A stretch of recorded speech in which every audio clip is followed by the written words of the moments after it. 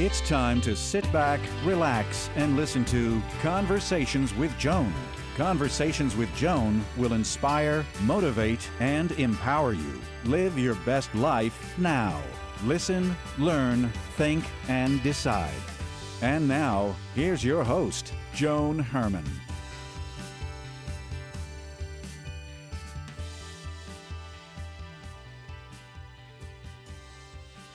Welcome to Change Your Attitude, Change Your Life's Conversations with Joan. I'm Joan Herman. Thanks for tuning in. Many of us live life stressed out, ready to be triggered, but are we really at the mercy of something outside us? According to today's guest, Guy Finley, stress is an unseen killer that crushes its victims with the pressure of their own thoughts. When we understand where those thoughts come from and what they really mean, that pressure is released. Guy joins us today to give us tools to help us live a stress-free life. Guy is an internationally renowned spiritual teacher and best-selling self-help author. Welcome, Guy. Thank you so much for coming back on the show. Thank you, Joan. It's nice to be with you again.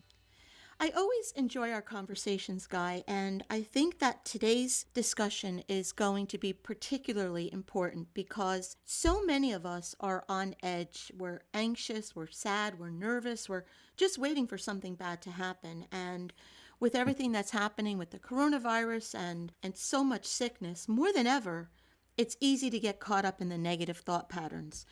You say that when we understand where those thoughts come from and what they really mean, that the pressure is released. So can you explain what it is that you mean when you say that the pressure is released? I'd be happy to, Joan. It isn't something that most of us think about or realize, but Joan, we all live literally in a world the size of our understanding. And when our present level of understanding includes the essentially mistaken belief that our psychological, emotional well-being depends upon the conditions unfolding outside of us, then because of that mistaken dependency for our sense of well-being on people and places and conditions outside of us, that limited understanding limits us to a very small set of reactions. And that's what we're held captive by.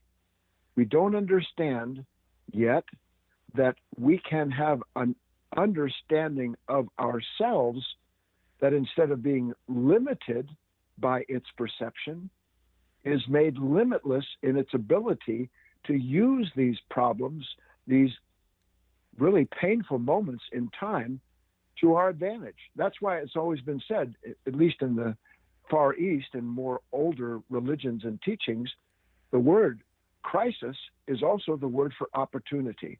That's what we're exploring. And I know, Guy, I have spent so much of my life with the expectations of the way things are or were supposed to be. And when it didn't turn out the way I expected it to, that caused so much stress and anxiety and pain and worry and any word that you can come up with along those lines. And that's really because I had this vision of how I thought it should be. Yes. Here's a little simple way of getting our hands on this idea. Stress exists because we insist. Stress exists because we insist. And that isn't to say that the stress that we feel isn't debilitating, because it is. But when we can begin to get our minds wrapped around real knowledge, self-knowledge, then we experience the release from that stress because we understand the mistaken identity derived out of insisting on things that we do. Look, we can't get negative, stressed out, without having something in us, as you just pointed out, that meets a moment already sure of how that moment is supposed to unfold. So that when the moment doesn't go the way we have imagined it, we believe the pain we're experiencing is because of the content of the moment. But the moment and the content doesn't exist as a stressful factor unless some part of us in the dark of us is clinging to that expectation as the only possibility for our happiness and contentment. As we see these things, we are released from that mistaken identity, because that's what it boils down to, Joan, is literally an identity crisis that we don't have to go through once we understand that that sense of ourself is derived from a mistaken idea about life and ourselves. And that changes everything, Guy, because it gives us back the power. We're thinking we're a victim and powerless, but it's what we're setting ourselves up for, so then we can shift it. Exactly. 100% correct. No moment in and of itself has any authority over our mind, heart, or body. Our responsibility, if we want to be released from what feels like the captivity of the COVID virus, of being quarantined, and God forbid losing our job or our health, our authentic power is to recognize that we can use these very same moments to enter into the, how shall I say, the level of consciousness, the way we understand the moment, and change our understanding. When we change the nature of the perceiver, we change the strength of the problem produced by that mistaken perception. Okay, so we understand a little bit better now the why. So when we feel ourselves getting stressed out, what is something that we can do? Is there a practice that you can teach us to help us break the cycle? Yes, I think the first thing that we need to do, and it's always, look, Joan, everybody, until we have new self-knowledge, we cannot expect any way in which we're going to see the world in a new way. We see the world around us through our understanding of it. So that when we change the understanding, as I'm about to describe, then we can begin to change the way in which we relate to the world. Here is a very important idea, everybody. We believe that, for instance, wishing that things aren't the way they are, regretting, resisting our situation, is the same as somehow or other separating ourselves from the condition we don't want. It's common, it's familiar. For instance, I wish I wasn't feeling this way.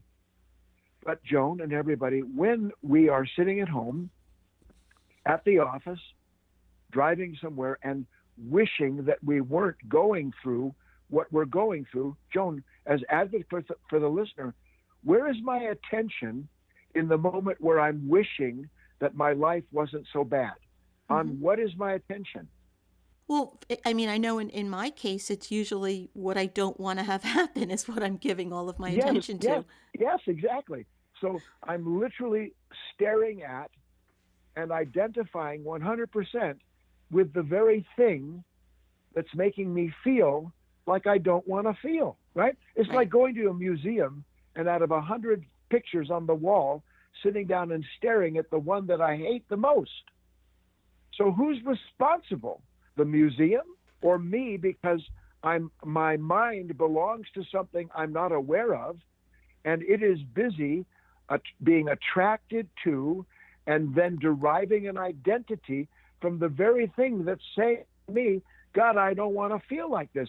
Well, if I want to stop feeling like I'm feeling, let me take my attention back and place it on something that is positive, constructive, and upward heading instead of downward dragging. Right. And that's the last thing that we do. You're right. Because we're unconscious, Joan. Right. We literally don't want to accept the fact that our mind and the stress in it goes on the way it does because we're not present to ourselves. We believe that the pain we feel over the predicament we're in is inescapable when we are secretly complicit in the continuation of that conflict. If we even get an inkling of that idea and see the truth of it, we're on our way to a new kind of freedom from stress and anxiety. Guy, like so many of us, I was talking before about how I thought there was a particular way that my life was going to play out. And when it did, I had Right. to make the types of decisions and adjustments that you've been describing. I had to do the work. And when you were younger, you thought your life was heading in a different direction. You were raised in Hollywood and you had a music career, and you had expectations of how things were to be as well. When did you realize that what you were holding on to didn't serve you well? And then how did you make those changes? I love the question, Joan. Look, and you will, I'm sure, go and say that the following is true.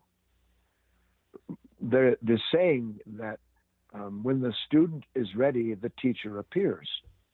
Well, how many times does the teacher have to appear with the same lesson before the pain in that lesson is recognized as being evidence that it's time to let go of, and this is key, not necessarily the thing itself, but the part of me that's clinging to it.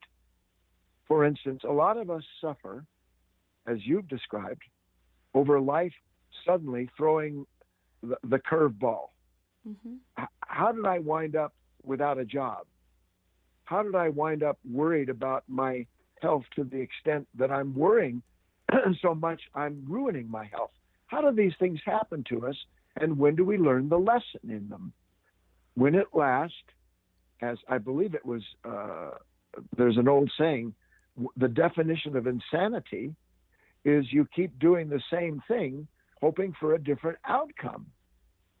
So when we fight with the condition and change our plan, our approach, all the things connected to the pain of the moment, and nothing changes but the pain remains, we need to get the idea that we don't fully understand what the real situation is, because we can't separate the situation we're experiencing from the level of self that is giving us that experience. Joan, we don't look in a mirror and expect what we see in the mirror to be different than the one standing in front of it. But we look out at this world, this life, and expect it to be different than the way we're experiencing ourselves in it. We have to wake up. Guy, when someone practices what you teach, what can their life look like? Every single day, a new lesson, a new revelation, and a new kind of release from who and what we were the day before. We are meant, Joan, every day of our lives to not reject the revelation of the moment, meaning, what is this moment teaching me about myself right now? Not what do I want from this moment that it's not giving me, but what does my insistence about the moment bring me because of that part of me demanding what it does? As we make the grand connection that our experience of life cannot be separated from the demands we place upon it, then we discover a new kind of success where we're not denied what it is that our heart and mind longs for, but rather we receive moment to moment those kind of rewards that come with doing what? Changing what it is that we want from life. Because as we recognize, life is actually trying to give us a contentment, a consolation, a freedom that we can't give ourselves because of the demands we have. We drop the demands.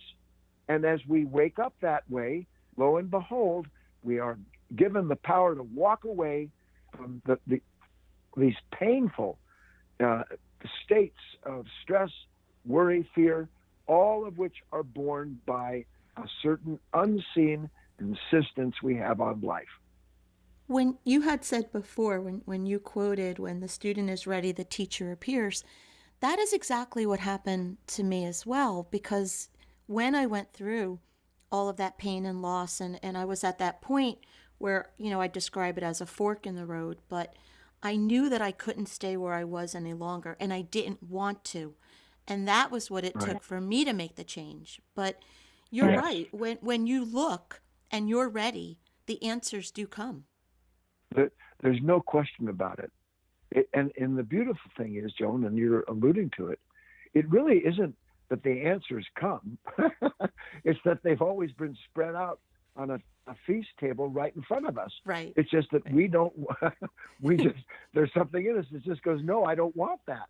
Right. But when the pain gets too bad and we finally realize that holding on is what hurts, not the moment itself, but holding on to our idea about how people are supposed to be, how this government or this political party or these, whatever it is, they're not progressing the way I want them to, we can understand. Doesn't mean that I don't have preferences.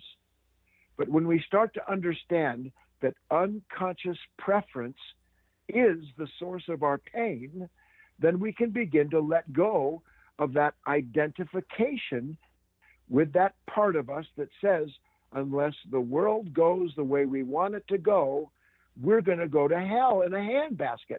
Well, who wants to take themselves down into some dark state because they're clinging to an anchor that they don't recognize as being one? That's really that simple. Guy, you have a new e-course out that's entitled Secrets of Success Without Stress. Can you tell us a little bit about this program? I'd be happy to. This idea of success without stress all points to the factor that we've been looking at together, that our experience of life is a derivative of the way in which we see it. And until we change the way we see life, we're not going to change the way we experience it.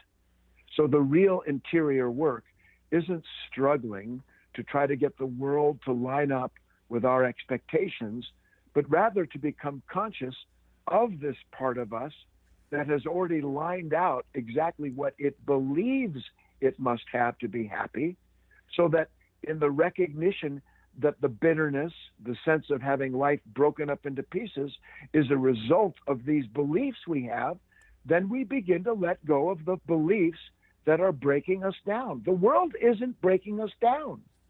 We are clinging to something that is holding us down. Success without stress is the recognition that life is actually set up for our success, that every moment brings to us, as the true teacher, the revelations we need to release ourselves from a mistaken identity. The more release we experience, the more relief we have.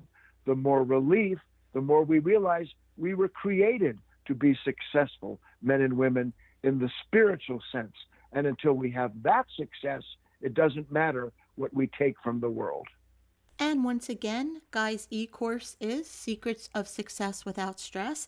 If you would like to learn more about this program or any of Guy's programs, his books, or any of his work, you can visit guyfinley.org, and that site is a wealth of information. Again, that's guyfinley.org, or as always, you can visit our website, cyacyl.com, which stands for Change Your Attitude, Change Your Life. Guy, thank you so much for spending this time with us. I always enjoy speaking with you.